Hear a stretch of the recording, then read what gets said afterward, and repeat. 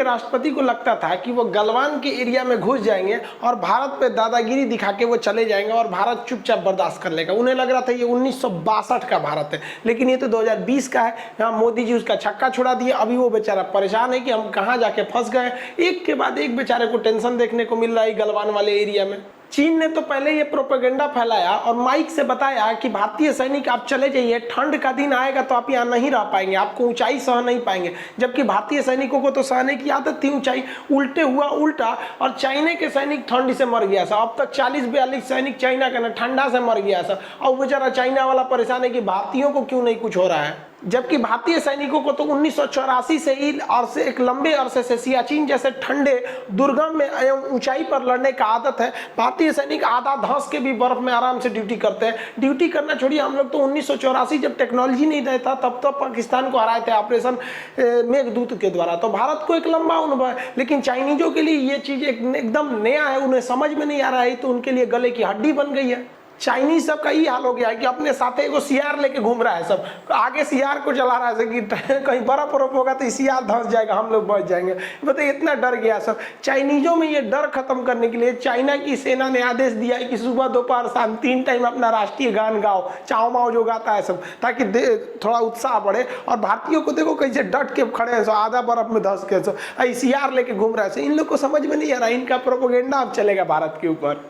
देखिए, जो पैंगसो लेक है उसमें अगर ये रेड वाला एरिया देखेंगे तो ये चाइना का एरिया है। ये फिंगर 4 है जो उस साइड में चाइना यहाँ पे कब्जा करके बैठा है, और ये रेड वाला एरिया यहाँ टैंक लगाया है। भारत ने होशियारी किया कि ब्लैक टॉप पर्वत, जिसके हम पहले ही वीडियो बना दिए हैं, ये ग्रीन वाले एरिया पे भारत ने अपने लगा दिए हैं टैंक्स वगैरह सब कुछ। अब ये बहुत ज्यादा हाइट पर है, हाइट से हम लोग यहाँ आराम से देख सकते हैं, इसको भी देख सकते हैं, तो यहाँ पे आराम से देख सकते हैं। और भारत ने अपने टैंक्स को पीछे लगा के रखा है, जिससे कोई प्रॉब्लम नहीं हो रहा है। अब वहां से चाइनीज हमको बैनर पे लिख के दिखा रहा है सब कि तुम किस एरिया में हो, चाइना के एरिया में हो। तो पहले भारतीयों को दिखाते थे, अब भारत वाले दिखा रहे हैं सब कि भाई तुम चाइना के एरिया में नहीं, तुम इंडिया के एरिया में हो। तो ये फर्स्ट टाइम ऐसे हुआ है कि भारत वाला बैनर दिखा रहा है। यहाँ भारत वाले एक गलती कर रहा है सर। भारतीय सेना को दिखाना चाहिए ना कि आप तिब्बत देश में हो, तो इससे एक और दिक्कत हो जाता है भाई, उनको दिमाग खराब हो जाता है वहां पर कि भाई ये सभी तिब्बत का मामला कहाँ से उठा रहा है, क्योंकि धीरे धीरे तो तिब्बत के, लेकिन भारत ऐसा क्यों नहीं कर रहा है, क्योंकि एक्चुअली वो तो भारत का एरिया है,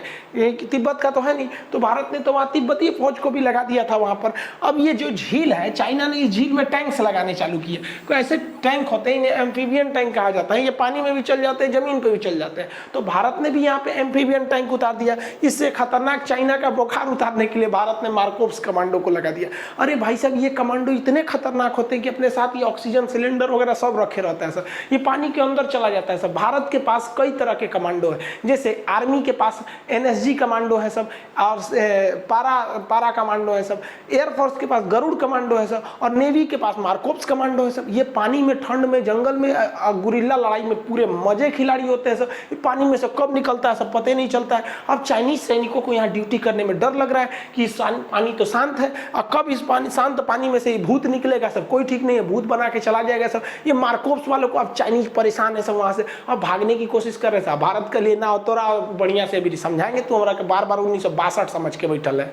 चाइनीज बार बार गलती करते थे सब, घुस जाते थे, कहते थे कि तुम्हारा एरिया है। तो भारत ने इस बार व्यवस्था कर दिया। क्या किया वहां पे, इस तरह फेंसिंग बिछा दिया, तार बिछा दिया, और कहा कि ओनिए रहना, और तार के अगर इधर आए ना तो तुम्हारे अब्बा खड़े हैं लोग इधर, बाबूजी तो रहे यहाँ पे, धून देगा सब यहाँ पे। अब नहीं कहना कि गलती से आ गए थे, वापस जाओ वापस जाओ। बहुत अच्छा काम किया। और अगर भारत ने ये काम पहले किया रहता तो इन आज कुत्तों को ये हिम्मत नहीं हुई रहती कि भारत में घुस के कहते सब कि ये चाइना के एरिया है। खैर कोई बात नहीं, देर से सही लेकिन जागे तो सही। तो भारत को सोचता है कि अब जितने भी पाकिस्तान और चाइना वाले बॉर्डर है, अब तो नेपाल वाले बॉर्डर के साथ भी फेंसिंग कर दो सर, जो है ना, तो ये सब बार बार कोसते रहेगा सब कि हमारा एरिया है, हमारा एरिया है। चाइना ने भारत को डराने के लिए मिसाइलों का तांडव दिखाने लगा। उसने भारत के सीमा पर मिसाइलें लगा दिया यहाँ पे, और बताया कि ये भाई बहुत खतरनाक मिसाइल है, इससे एयर डिफेंस हो जाएगा, हिंदुस्तान की जहाज कुछ नहीं कर पाएगी। तब तक इसरो के सैटेलाइट ने ऊपर से इमेज कैप्चर किया तो पता चल गया भाई इसके पास जो है ना, ये इसके पास रिमोट सेंसिंग सैटेलाइट है, ये इंफ्रारेड अपर्चर पे काम करता है। इसने पकड़ लिया कि भाई इसके अंदर तो खोखला है, तब पता चला अरे भाई साहब ये डरवाने के लिए नकली मिसाइल लगाया था। अब तो चीन का छीछा लेदर हो गया, अरे भाई साहब तू नकली मिसाइल लगाया, अब तू असली भी लगाएगा तो कोई नहीं डरने वाला है।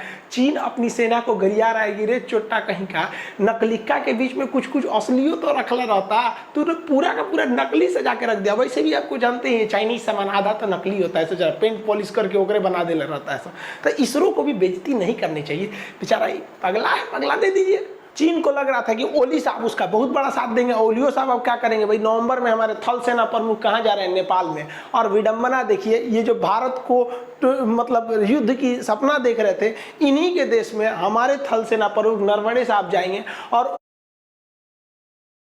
डॉलर खर्च करके ब्रह्मोस लेने की। चाइना से क्या खतरा है वियतनाम को, जरा इसके ऊपर भी डिस्कशन कर लेते हैं।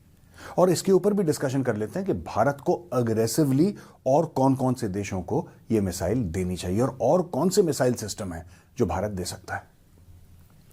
जहां तक बात वियतनाम की है दोस्तों, आप जानते हैं उनका भी टेरिटोरियल डिस्प्यूट है, सी डिस्प्यूट है चाइना के साथ। चाइना चाहता है कि सबको अपनी जद में ले ले।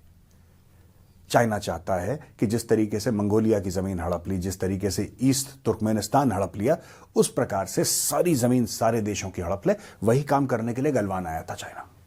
वो तो इंडियन आर्मी थी, वहां पे ठोक के निकाला उन लोगों को, लेकिन ये लोग फिर आएंगे, चाइनीज फिर आएंगे। आज की तारीख में मीठी मीठी बातें कर रहे हैं, आज की तारीख में अच्छी अच्छी बातें कर रहे हैं कि इंडिया चाइना भाई भाई और हमारे साथ ट्रेड बढ़ाओ और फ्लाइट्स, ये सब, और कर भी लेना चाहिए, ऐसी कोई बात नहीं है। लेकिन एक नजर हर समय हथियार पे होनी चाहिए। चाइनीज धोखा देगा, और यह बात वियतनाम को, इस बात से वियतनाम जो है वो भली भांति परिचित है, इसलिए वियतनाम ने बोला है कि हमें हथियार चाहिए। दोस्तों, यह हथियार हमें ताइवान को देने चाहिए। मैं जानता हूं अगर यह हथियार हम ताइवान को देंगे तो चाइना बहुत दुखी हो जाएगा, चाइना बहुत परेशान होगा, बहुत गुस्सा होगा। लेकिन यह वेपन हमें, और जितने भी हैं, वहां पे थाईलैंड है, यहां पे जापान है, ऑस्ट्रेलिया है, we should give these weapons and a lot of other weapons, long range ballistic missiles to other countries. ये हमें देना पड़ेगा। देखिए, बात यह है कि जब सी रूट से अटैक होगा, जो समुद्री रास्ते से जब अटैक होगा, तो यह होना चाहिए कि जब भारत के ऊपर अगर हमला करता है चाइना, राइट, एक तो हिमालय से डेंजर है, एक समुद्र से डेंजर है।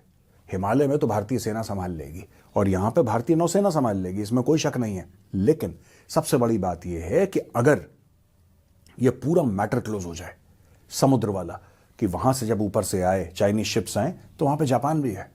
ऊपर जापान है, नीचे ऑस्ट्रेलिया है, इधर वियतनाम है, इधर कंबोडिया है, इधर इंडोनेशिया है, इधर फिलीपींस है। जितने भी ये देश हैं, this should be like an ambush zone for the Chinese navy. सबको आप ये वेपन दीजिए, और चाइना के पास इसकी काट नहीं है दोस्तों। 300 किलोमीटर की रेंज वाला ब्रह्मोस है, और आप इसको एक्सटेंड कर सकते हैं, it can go up to 900 kilometres. Stand off, कोई भी चाइनीज शिप आता है, आप वियतनामी शिप के ऊपर इसको डालिए और चाइनीज शिप के ऊपर फायर करिए, the Chinese ship will simply vaporise, it will not burn, it will vaporise. जैसा भाप होती है ना, एक पूरा जहाज भाप बन जाएगा। यह है पावर ब्रह्मोस का दोस्तों। तो भारत को अब अग्रेसिवली पुश करना पड़ेगा ब्रह्मोस। अगर भारत को फ्री में देना पड़े एक दो देशों को, तो आप फ्री में दीजिए। अगर आपको कम रेट पे देना पड़े, आप कम रेट पे दीजिए। इस पूरे इलाके को, यानी कि चीन और भारत का जो ईस्टर्न सी बोर्ड है दोस्तों, I am talking about the entire eastern seaboard, ऊपर वेस्ट बंगाल है और इधर पूरे अंडमान एंड निकोबार, ये पूरा का पूरा जो ईस्टर्न सी बोर्ड का एरिया है, this complete eastern seaboard area should be heavily mined, quote unquote. मैं वर्ड माइन बड़ी जिम्मेदारी के साथ इस्तेमाल कर रहा हूं। I don't mean mind as in putting mines, but when you arm China's adversaries, they are like floating land mines, और चाइनीज नेवी इसमें फंस जाएगी दोस्तों। यहां पे इंडोनेशिया कह रहा है कि हमें भी ब्रह्मोस मिसाइल चाहिए। They have shown an interest दोस्तों। काश, अब मैं रिग्रेट कर रहा हूं कि वो पुराना वीडियो मुझे क्यों नहीं मिल रहा जिसमें मैंने मैप में दिखाया था। I am unable to find it, but you know, today Indonesia से कि हमें भी चाहिए। So Philippines done, Vietnam done, Indonesia, we should give it to Japan also, why not give it to Japan. Japan तो अपना military budget बढ़ा रहा है, जापान कहता है चाइना से खतरा है। You should give it to Australia, why not. You should give all your weapons. मैं तो यहां तक कह रहा हूं कि जो बड़े देश हैं, बड़े पावर्स हैं, लड़ाई का, युद्ध का फंडा क्या है दोस्तों? जब पहले इंसान पत्थरों से लड़ाई करता था, लाठियों से लड़ाई करता था।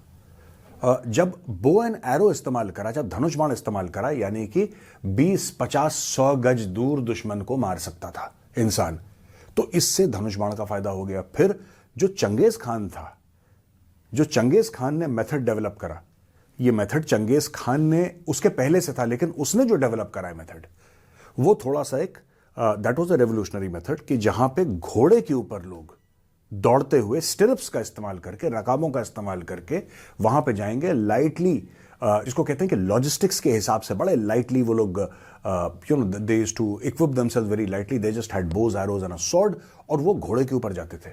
कहने की बात यह है कि अगर आप युद्ध का इतिहास देखें, कौन दूर से जाके किसी पे प्रहार कर सकता है, कौन कितनी तेजी से हिल सकता है, ये सब चीजें जो हैं ये युद्ध को डिफाइन करती हैं और युद्ध के कैरेक्टर को, युद्ध के नेचर को चेंज करती हैं। अगर हम उनसे कहते हैं कि तुम ब्रह्मोस मिसाइल लो और उसका रेंज 300 किलोमीटर है, तो चाइनीज नेवी तभी थ्रेटन होगी जब वो उनके टेरिटोरियल वाटर्स में घुसेंगे और 300 किलोमीटर के आसपास आएंगे, और वो लोग फैसला करेंगे ये चलाने का कि जी ब्रह्मोस चलानी है 300 किलोमीटर की। 900 किलोमीटर ले लीजिए ब्रह्मोस, एक्सटेंडेड रेंज ले लीजिए, let us go to 900 kilometre. बातचीत हम लोग कर रहे हैं एकेडमिकली स्पीकिंग, हाइपोथेटिकल 900 जाता है, 900 ठीक है, डन। फिर is it enough? It is not enough. हम लोग क्यों नहीं बैलिस्टिक मिसाइल्स देते? हमारे पास हैं, we should supply ballistic missiles to all these countries that are against China. Give ballistic missiles to Australia, give ballistic missiles to Japan, give ballistic missiles to Indonesia, to Vietnam, to all these countries, you know, Philippines, give them ballistic missiles. उससे क्या होगा, मैं सबसे बड़ी बात आपको बताता हूं कि 300 किलोमीटर का जो ब्रह्मोस का रेंज है ना, जब आप उनको long range ballistic missile supply करेंगे, they can threaten China at 5000 kilometres. आप समझ रहे हैं? वियतनाम के पास ये ताकत हो गई कि वियतनाम चाइनीज को ये बोले कि आई कैन थ्रेटन बीजिंग।